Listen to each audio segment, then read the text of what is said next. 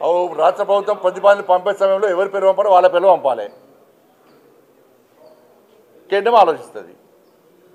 మీరు పంపిన పేర్లను ఇస్తారా? ఇది అన్నీ ఆలోచిస్తారు. పంపేటప్పుడు కూడా జాగ్రత్తగా పంపాలి. మంచి వ్యక్తుల పేరు పంపాలి. వీళ్ళు మంచి వ్యక్తులు కాదంటలే నేను. పద్మశ్రీ అవార్డు వచ్చేటువంటి స్థాయి వ్యక్తులను పంపాలి. పంపితే ఇస్తారు. ఎట్టిస్తామన్నా? ఎట్టిస్తాం? గద్దరికి ఎట్టిస్తాం చెప్పండి. ఆయన భావజాలం ఏంది? ఎంతమంది భారతీయ జనతా పార్టీ కార్యకర్తలను మర్డర్ చేసిన వ్యక్తులు ఆయన ఎట్టిస్తాం? మేము పక్కా అయ్యాం. మా కార్యకర్తలను చంపితే మా కార్యకర్తలు చంపిన కార్యకర్తలను పాటలు పాడినటువంటి వ్యక్తి గద్దర్. అనేక మంది పోలీసులను ఎన్కౌంటర్ చేసిన విషయంలో గద్దర్. ఎట్లిస్తాం? మీరు వంశం ఇస్తాం. ఏంది అవార్డ్స్? భయపడే ప్రసక్తి లేదు, వెనుకపోయే ప్రసక్తి లేదు.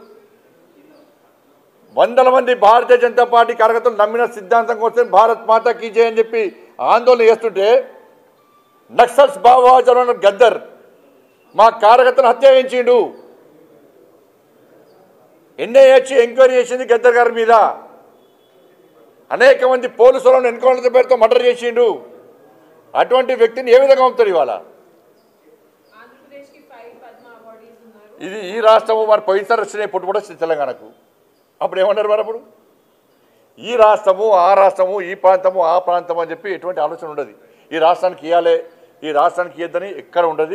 ఇవన్నీ మళ్ళీ ఒకసారి తెలంగాణ సెంటిమెంట్ను మీరు రగిలిసిన తెలంగాణ ప్రజలు అన్నీ తెలుసు.